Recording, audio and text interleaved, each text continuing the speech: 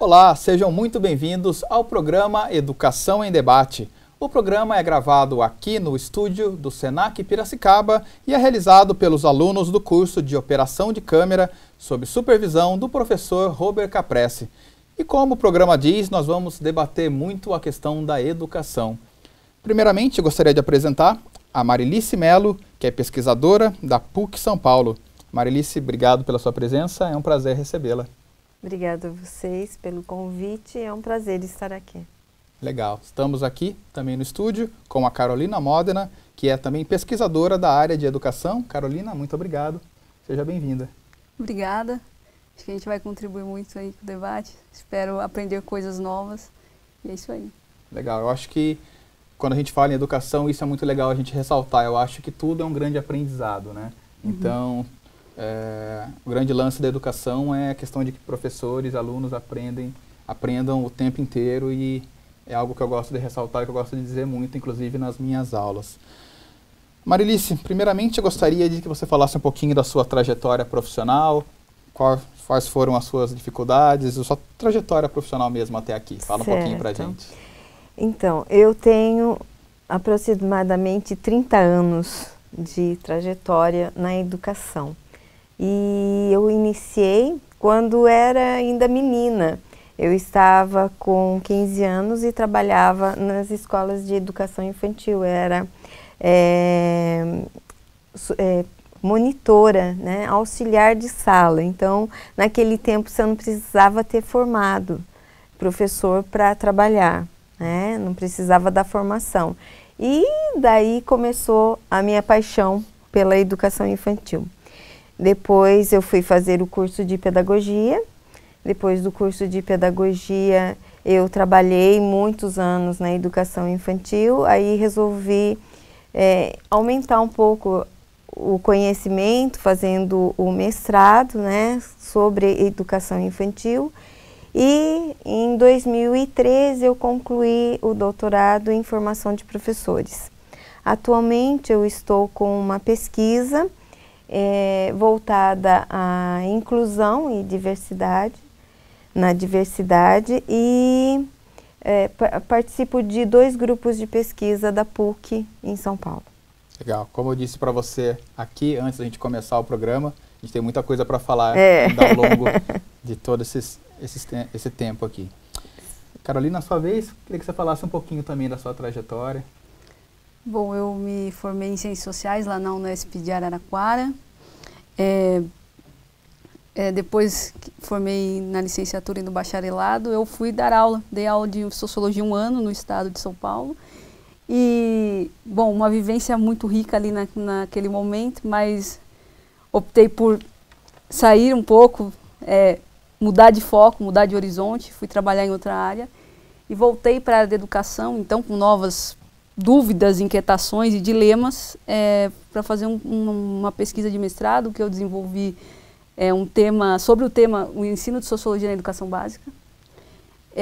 E ali aprendi muita coisa e vivi novos dilemas com a reforma do ensino médio, a retirada da obrigatoriedade da disciplina de sociologia no ensino médio. Isso trouxe uma carga emocional e social e política muito grande para a pesquisa, assim, novas inquietações, novos dilemas. E foi um trabalho muito interessante que eu ouvi relatos de educadores sobre o ensino de sociologia aqui no estado de São Paulo. E isso foi muito, muito, muito enriquecedor, assim, e o ano que vem vou voltar a lecionar. Legal. Você citou agora a retirada da obrigatoriedade da disciplina de sociologia. Sim. Quando foi exatamente? Bom, a partir da reforma do ensino médio, que ocorreu em setembro do ano passado, 2016, a legislação final foi aprovada como Lei 13.415, em 2017, agora em fevereiro. E lá os conteúdos das disciplinas de filosofia, sociologia, artes e educação física ficam diluídos no ensino médio. E eles dependem da aprovação da Base Nacional Comum Curricular, que ainda não foi aprovada, está em discussão, provavelmente no ano de 2019 ou 2018 ela vai ser aprovada para ser implementada no ano seguinte. E é um momento de disputas, né, que a gente está vivendo ali, e essas disciplinas, por serem disciplinas que instigam o educando a refletir sobre a realidade, a questionar seus valores, a maneira que se vive na sociedade contemporânea, uma sociedade capitalista marcada pela desigualdade social, pela alienação do trabalho. Então, tudo isso ali está sendo colocado à prova e a gente vive esse momento. Então, com a aprovação dessa legislação, a sociologia saiu do ensino médio e ela tinha retornado há menos de 10 anos, que em 2008, que ela retornou de fato para todas as escolas públicas e privadas do país. Então, assim, é um retrocesso gigante que a gente está enfrentando na área. E de que forma você vê, Marilis, essa questão da sociologia não ser mais uma obrigatoriedade? A Carol falou que é um retrocesso, você vê dessa forma? Infelizmente é isso mesmo, né? E com relação à diversidade, quando a Carol coloca, isso é fundamental, né? Para um estudo da sociologia voltado à diversidade, então voltado ao respeito, voltado à importância de se trabalhar o diferente. Né? Então, eu acredito que a falta da sociologia, nesse sentido, vai ser muito difícil. A gente, nos últimos tempos, quando a gente fala tanto de educação de uma forma geral, mas de uma sociedade também, você acredita que a gente tem conseguido, eu digo a sociedade de uma forma geral, aceitar, assim, assimilar, na verdade, os diferentes, gostos diferentes e pessoas que têm necessidades diferentes, especiais, tem sido mais fácil nos últimos anos ou isso continua sendo um problema? Olha, a esperança que a gente tem é que isso modifique realmente, né? Mas infelizmente, novamente, não acontece, né? Nós temos enfrentado casos assim muito complicados com relação a isso, a falta de aceitação do diferente, o diferente, o negro, o diferente com deficiência, todas as diferenças são complicadas para a gente aceitar, né? Hoje mesmo, atualmente eu trabalho numa instituição para autistas, para crianças com autismo, né? E nós fizemos um passeio. Nós fizemos esse passeio, fomos ao zoológico e a gente percebe como é diferente a reação das pessoas. Alguns até tentam aceitar, entender e conversar com alguns e tal, alguns deficientes ali, né? Mas muitas pessoas ainda nem se aproximam dessas pessoas. Tem medo, né? A gente não... E isso é importante que seja feito um trabalho nas escolas para essa aceitação diferencial. Né? Há uma estranheza mesmo, né? As pessoas têm essa estranheza e há uma dificuldade mesmo de assimilar. Eu concordo, eu acho que é um trabalho que precisa ser feito na base, nas escolas mesmo, né? Porque até a escola é o local onde a gente exercita tudo isso, né? Nós exercitamos a cidadania na escola, então... É o local, é o local apropriado, né? Legal. Gente, o programa Educação em Debate vai dar um rápido intervalo. Voltamos já com mais informações para você. Não sai daí.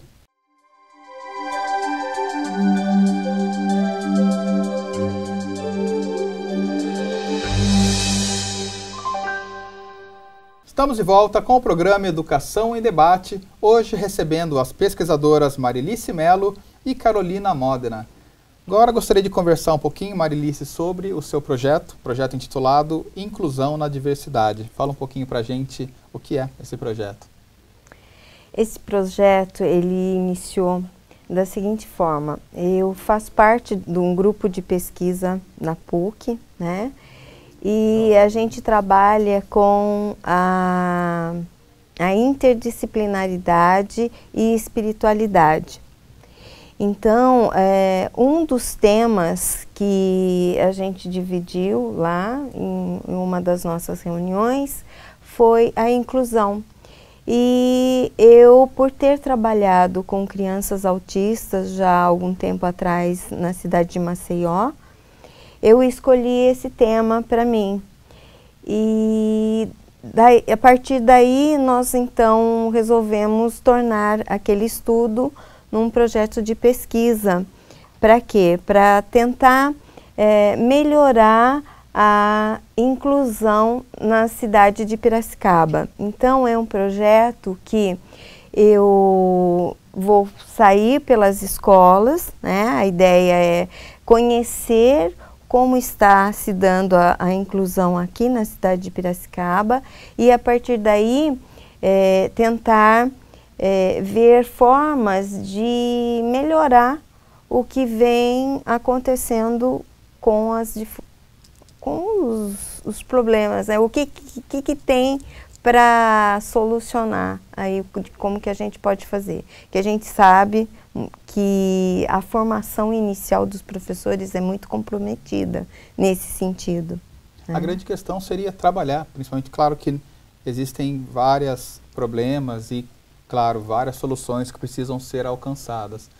Uma delas seria uma melhora na formação dos professores, especialmente aqueles que atuam com esse público especificamente? Sim, então, a ideia é, a partir desse levantamento, podemos dizer, formar cursos, né, elaborar cursos para a formação continuada dos professores.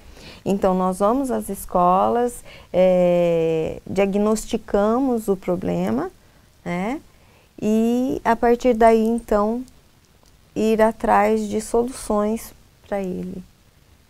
Legal. Para esses problemas. Carol, como você vê essa problemática hoje em Piracicaba e na sociedade brasileira de uma forma geral? Eu acho que a questão da inclusão na escola é uma questão decisiva para você formar um cidadão, né? Inclusive, uma pessoa, os estudantes que lidam com a diferença, as pessoas portadoras de deficiência, né, deficientes, elas podem auxiliar a melhor compreensão do outro, os limites, as necessidades, ampliar o horizonte daquele ser humano no aspecto cognitivo, psicológico, inclusive educacional, porque nem todos aprendem da mesma forma, nem todo mundo aprende igual, na mesma velocidade, o mesmo conteúdo. Então, lidar com essas diferenças já na escola vai possibilitar com que aquele estudante e no futuro aquele cidadão, né, e aquela cidadã saia mais consciente de que é preciso respeitar o outro, tolerar a diferença e isso com certeza favorece a sociedade brasileira de uma maneira geral e favorece no sentido também democrático, né, porque lidar com a diferença é lidar com o outro, lidar com a insegurança de uma vivência que não se conhece, mas que se conhecer, vai ser possível valorizar, né, cada um e melhorar, sem dúvida, a educação brasileira e a sociedade também. Você acha, Carol, que muito disso passa também por aquela questão, talvez uma forma de solucionar parte do problema? É aquela questão que o Paulo Freire diz muito da educação bancária, aquela educação que você só... fazendo uma analogia com os bancos, né? Você vai depositando e você como se nunca sacasse aquele dinheiro. É preciso ser feito de uma outra forma, ser encarado de uma forma mais inclusiva, talvez numa outra asepsia do que a gente está conversando, e aproveitando mesmo esses saberes dos alunos. Isso é uma saída? Como você vê? Crítica à educação bancária é uma educação que não ensina a refletir, não ensina a pensar, não ensina a criticar, só ensina a obedecer, a reproduzir, né? Eu acho que quando a gente valoriza o saber do educando e um saber que ainda está em formação, né? A gente não pode desmerecer o saber que está sendo construído por aquele estudante, aquele aluno e aquela aluna. Então, é fundamental que o professor reconheça que o processo está ocorrendo, a aprendizagem precisa ocorrer. E aí, precisa o quê? Instigar aquele estudante, ele refletir sobre aquele saber e a realidade. Eu acho que esse é o papel do professor, inclusive refletir sobre o outro também.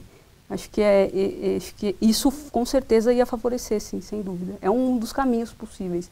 Não é o único, porque educação não existe uma receita fechada. Não é uma receita de bolo, né? Não é. Tem que ser estudado da sua devida forma, né? Sim, com um olhar especial. Isso, Marilice, tem muito a ver com aquilo que a gente estava falando, que até nos bastidores aqui, eu particularmente acredito muito numa educação que descentraliza a figura do professor como o único detentor do saber. Eu acho que dentro de uma sala de aula, ou enfim, num processo educativo de uma forma geral, todos os participantes, sejam eles professores, alunos, docentes, discentes, todos eles têm seus saberes. E eu acho muito importante que esses saberes sejam aproveitados na construção de um processo educativo. Justamente. Então, vai um pouco a discussão entra na interdisciplinaridade. Sim. Né?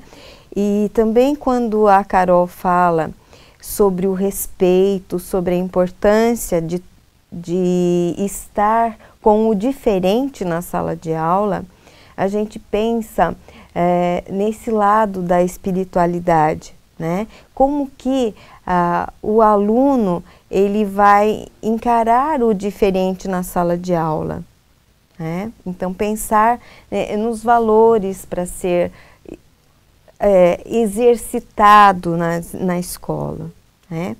E a interdisciplinaridade, ela parte então daquele conhecimento individual para o coletivo, né? Então, e a partir daí, desse coletivo, eu vou evoluir todo o meu saber, né? Então eu vou criar um novo aprendizado a partir daí. Legal, a questão da interdisciplinaridade é muito importante, muito pertinente.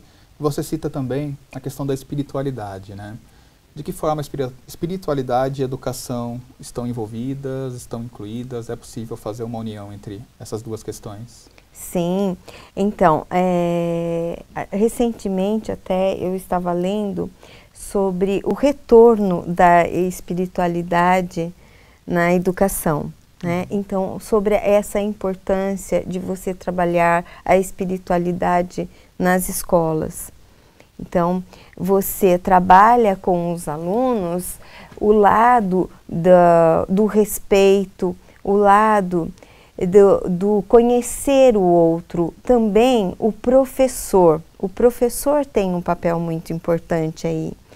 Ele vai sentar com o seu aluno, ele vai conhecer o seu aluno, ele vai olhar para o olho do seu aluno e os alunos entre eles também.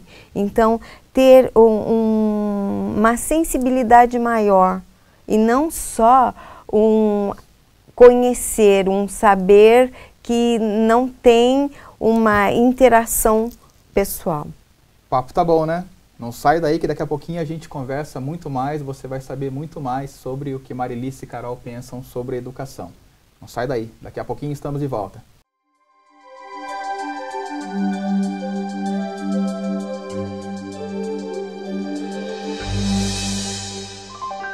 Estamos de volta com o programa Educação em Debate. Agora, no último bloco, vamos tentar sintetizar tanto o assunto que a gente tem para conversar aqui hoje. A gente está recebendo as pesquisadoras Marilice Mello e Carolina Modena. Carol, a gente terminou o bloco anterior falando um pouquinho sobre essa relação professor-aluno e a importância dessa relação no processo educativo. Como você vê essa questão? Desenvolvendo a pesquisa sobre ensino de sociologia, eu conversei com alguns professores da rede estadual que lecionam a disciplina, né? E o que eu percebi ali também era uma prática que eu tinha, é uma relação da importância da valorização de cada um. Então, chamar o aluno pelo nome faz diferença, ao invés de você numerar o aluno, 1, 2, 3, 4, não, conhecer o aluno, olha, Maria, José, João, essa relação, lidar com os diferentes saberes ou lidar com as diferentes dificuldades, se aproximar do aluno quando ele está com uma dúvida ou não, perguntar se ele está entendendo o conteúdo, se ele está acompanhando o debate, como é que está o desenvolvimento de cada um. Sem dúvida isso possibilita um melhor aprendizado do aluno e melhora a relação dele com aquele professor ou aquela professora. E a sociologia é uma disciplina em que isso fica muito evidente, essa relação de proximidade e como é que os alunos então respondem à disciplina com carinho, com afeto, realizando as atividades propostas pelos professores. Eu acho que essa relação é fundamental, é uma das relações mais importantes que precisa ocorrer. Então, de respeito e afeto e valorização do aluno e do professor. É uma troca, sem dúvida. E parte muito também do educador possibilitar essa troca. Ah, né? sim. O educador tem que estar disposto, tem que estar à vontade também para lidar com cada aluno. Então, é uma relação complexa, não é simplesmente você chegar se impondo, você precisa conhecer, respeitar, precisa ter afeto, né? Uma relação de afeto também. Eu acho que isso é importante. Legal. Marilice, você está com material aí, que quer dizer o que o educador pode fazer? Então, eu gostaria de ler uma poesia do meu professor do grupo de pesquisa, tá? Que ele fala sobre o que o educador pode fazer nesse lado da espiritualidade. E quando a Carol coloca, muita coisa, ela tem a ver com isso, né? Olhar e ouvir seu aluno, saber de sua história e de seu sofrimento possível, conduzi-lo à busca da vida no mais dentro de si mesmo. Este é o caminho da inclusão, o encontro educador e educando, no agora da sala de aula, que poderá despertar a ambos. Sim, somos todos belos adormecidos, não vemos e não olhamos para o outro. É por isso que o excluímos de alguma forma. Assim, educar é extrair de dentro, onde diferenças não existem. Será o acordar para cada um para sua dimensão espiritual. Legal, para a gente dar o devido crédito, qual é o nome do autor? É Rui do Espírito Santo, o meu professor. Muito bom, muito bom. Nosso tempo está começando a chegar ao fim, então queria pedir para você, Marilice, começando, você e a Carol, para fazer as considerações finais. Então, por favor. Foi muito interessante esta noite estar aqui, né? E a gente fala muito sobre educação, sobre os problemas da educação, sobre o que está faltando, né? E a gente muitas vezes perde um pouco o foco do que tem de bom na educação, né? E essa é uma tendência natural das pessoas. Mas eu acredito que este lado da espiritualidade nas escolas, na sala de aula, ele está vindo muitas vezes com até uma outra nomenclatura e tudo mais, mas existe sim uma preocupação com relação a isso e estamos caminhando para um futuro melhor. Legal, falando de questão de espiritualidade, a gente até estava conversando aqui nos bastidores, eu tive acesso recentemente a uma tese de doutorado de um aluno da USP, um doutor agora, né, da USP, que ele abordou a questão da espiritualidade laica. Então, quando a gente pensa em espiritualidade, a gente normalmente já direciona para determinada religião A ou B, né? Então, dá para a gente pensar também em espiritualidade laica? Sim, com certeza. É justamente isso que a gente propõe neste grupo. Legal. Né? Uma espiritualidade sem se preocupar com esses... E respeitar as religiões de uma forma geral, né? Não é uma espiritualidade laica no sentido de negá-las, mas sim respeitá-las, né? De união até. Legal, né? União. Acho que essa é uma palavra fundamental quando a gente fala em educação, né? Isso pode resumir muita coisa. Com certeza. Legal. Carol, suas considerações finais? Bom, acho que agradecer primeiro a oportunidade de estar aqui conversando, aprendendo coisas novas e sempre mostrar a valorização, né, que a educação pode, a valorização da educação mesmo e como é que ela pode contribuir para um horizonte democrático, ético, com respeito às diferenças e ampliando o olhar sobre o outro e também sobre nós, né? E dizer que foi muito importante a escolha do tema, né, num momento tão complexo que a educação vive nesse país, de falta de recursos, enfim, e todos os outros retrocessos que a gente vem vivenciando né, nos últimos anos. E como é que, mesmo assim, ela ainda é fonte de discussão, debate, dilemas, conflitos, e como é que a área vai lidando com tudo isso e, acima de tudo, fazendo pesquisa, ampliando o debate e continuando na luta. Acho que essa é a perspectiva. Ainda temos Obrigada. esperança, né? Sim, sim. Eu acho que a gente fala muito como educação, em muitos debates que a gente vê, eu acho que há uma visão muito negativa em determinados âmbitos profissionais, até acadêmicos. Eu acho legal que a gente tem uma visão muito positiva, essa visão é algo que está sendo passado aqui nesse programa, né? Você compartilha dessa visão positiva, assim, também? Eu acho que sim, é um momento de fortalecimento, né? Então essa assertividade, essa necessidade da gente estar unido, né, em torno de uma educação pública, de uma educação voltada para a democracia, de uma educação que respeite as diferenças. Eu acho que esse é o horizonte. É claro que as dificuldades elas estão colocadas, mas não é de hoje. E a gente vem enfrentando já e vai continuar enfrentando. Acho que o horizonte é de enfrentamento, sem dúvida. É de luta, né? Vamos deixar assim. E é por meio da luta que a gente consegue vitória, né? Sim. Legal. Só lembrando para você, esse é o programa Educação em Debate, que está sendo gravado aqui do estúdio do Senac Piracicaba, como parte do curso de operação de câmera aqui da instituição. O programa fica por aqui. Um grande abraço e até mais.